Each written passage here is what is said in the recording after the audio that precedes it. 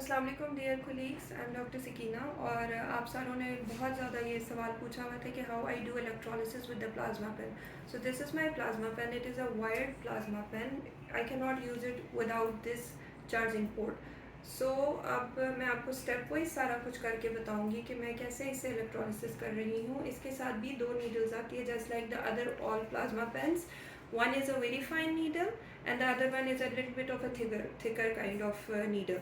So I use this very fine needle for electrolysis. अच्छा, अब इसकी जो settings आपने करनी है, you start the pen and normally I keep it at 1 or 2, maximum 3 energy पे जाती हूँ. But if you are a beginner and you are doing it for the first time, हमेशा एनर्जी लो रखिएगा, ठीक है. और अगर बाल बहुत थिक है then you can increase the energy up to 2 और 3.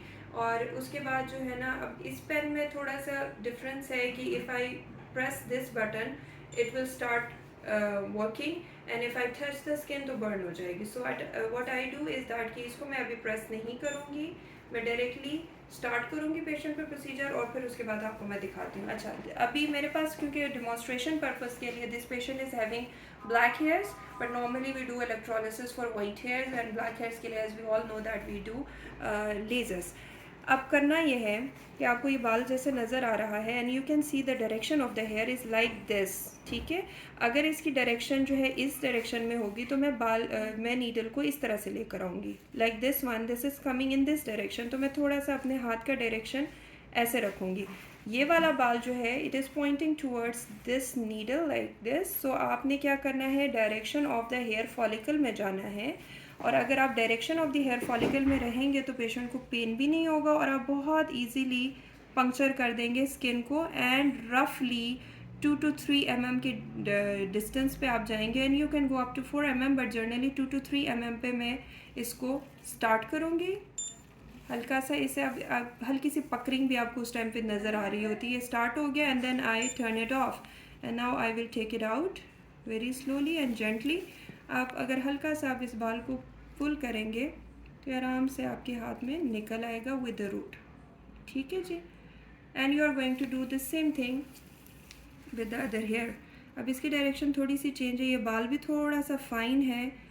आपके पास एक अच्छी लाइट होनी चाहिए, सोर्स ऑफ लाइट अच्छी हो ताकि आपके लिए इजी हो काम ये करना. I am inside the skin, I am turning the plasma pen on. अब हल्की सी पकरिंग हुई और उसके बाद you turn it off, take out the needle and then.